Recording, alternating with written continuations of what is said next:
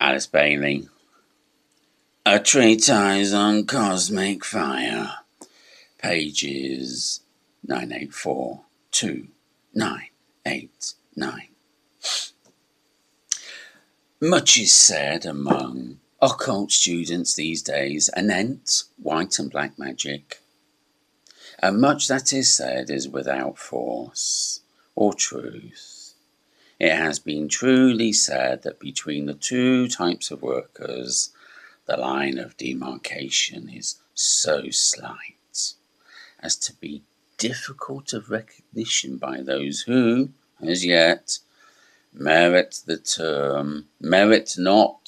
the term knower. The distinction between the two exists in both motive and method, and might be summed up as follows. The white magician has for motive that which will be of benefit to the group for whom he is expending his energy and time. The magician of the left-hand path ever works alone, or if he at any time cooperates with others, it is with a hidden, selfish purpose. The exponent of the white magic interests himself in the work of constructive endeavour in order to cooperate in hierarchical plans and to further the desires of the planetary logos.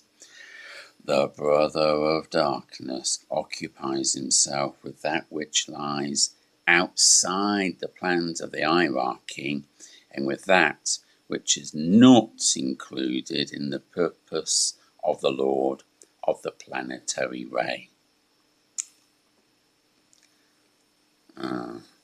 The white magician, as has been earlier said, works entirely through the greater diva builders, and through sound and numbers he blends their work and thus influences the lesser builders who form the substance of their bodies and therefore of all that is.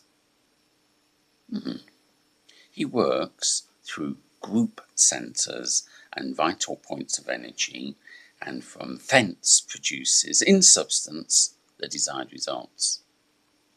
The dark brother works directly with substance itself and with the lesser builders. He does not cooperate with the forces which emanate from egoic levels. The lesser cohorts of the army of the voice are his servants, and not the directing intelligences in the three worlds.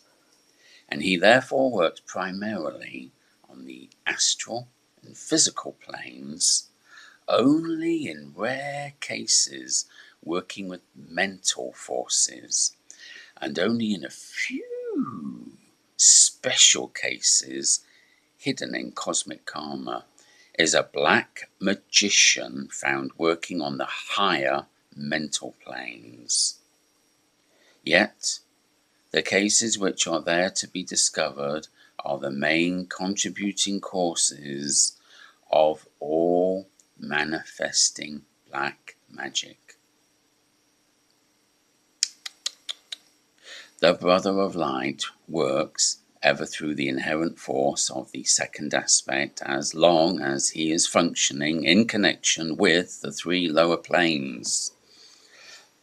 After the third initiation, he works increasingly with the spiritual energy, or with the force of the first aspect. He impresses the lower substances and manipulates the lesser building lives with the vibration of love and the attractive coherency of the sun, S-O-N, and through wisdom, the forms of are built. He learns to work from the heart, and therefore to manipulate that energy which streams from the heart of the sun, S-U-N, until, when he becomes a Buddha, he can dispense somewhat the force emanating from the spiritual sun, S-U-N. Therefore, the heart center in the brother of the right-hand path is the transmitting agency for the building force, and the triangle he uses in this work is A, the center in the head which corresponds to the heart, B, the heart center itself, C, the throat center. The brothers of the left-hand path work with the forces of the third aspect entirely, and this it is which gives them so much apparent power. For the second aspect is only in process of reaching its vibratory consummation, whereas the third aspect is at the height of its vibratory activity, being the product of the evolutionary processes of the preceding major solar system. He works from the throat center almost entirely and manipulates primarily the forces of the physical sun, S-U-N. This is the reason why he achieves many of his ends through the method of pranic stimulation or of pranic devitalization, and why also most of his effects are carried out on the physical plane. He works therefore through A, the center in the head corresponding to the throat center, the throat, B, the throat center, C, the center at the base of the spine. The white magician works always in cooperation with others, and is himself under the direction of certain group heads. For instance, the brothers of the White Lodge work under the three great lords and conform to the plans laid down, subordinating their individual purposes and ideas to the great general scheme. The black magician usually works in an entirely individualistic way, and can be seen carrying out his schemes alone or with the aid of subordinates. He brooks usually no known superior, but is nevertheless frequently the victim of agents on higher levels of cosmic evil, whose use him as he uses his inferior cooperators. That is, he works, as far as the bigger purpose is involved, blindly and unconsciously. The white magician, as is well known, works on the side of evolution, or in connection with the path of return. The black brother occupies himself with the forces of involution, or with the path of outgoing. They form the great balancing force in evolution, and though they are occupied with the material side of manifestation, and the brother of light is concerned with the aspect of soul or consciousness, they and their work under the great law of evolution contribute to the general purpose of the solar logos, though, and this is of tremendous occult significance to the illuminated student, not to the individual purpose of the planetary logos.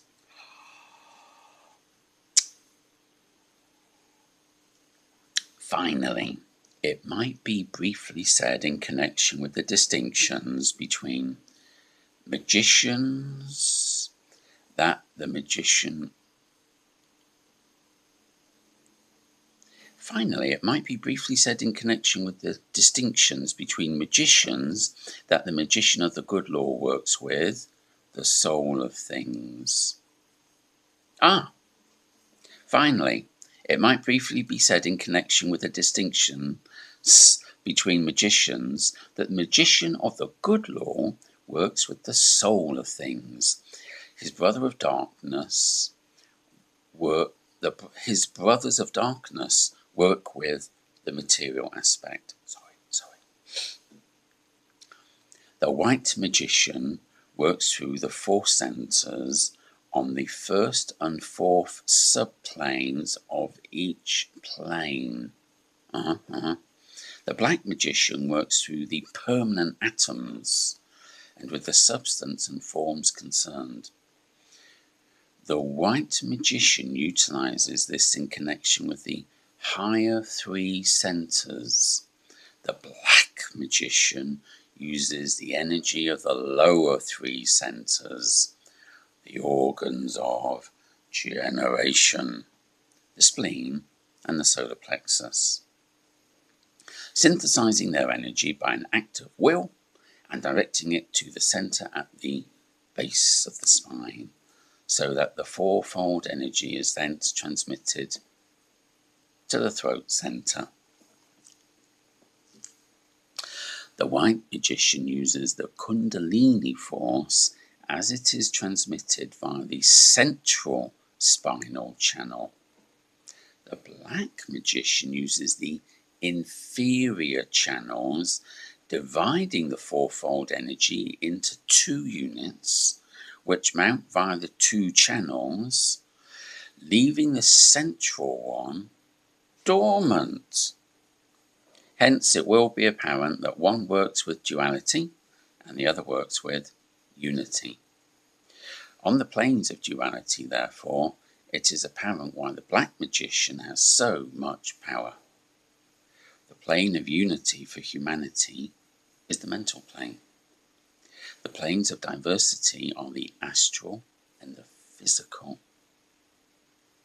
Hence, the black magician is of more apparent power than the white brother on the two lower planes in the three worlds.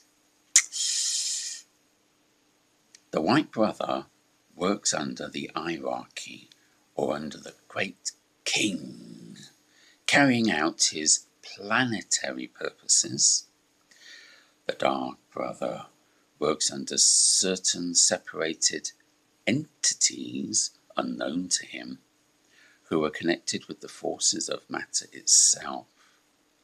Much more could be given in this connection, but what is here imparted suffices for our purposes. Alice Bailey, A Treatise on Cosmic Fire, pages 884 to 989.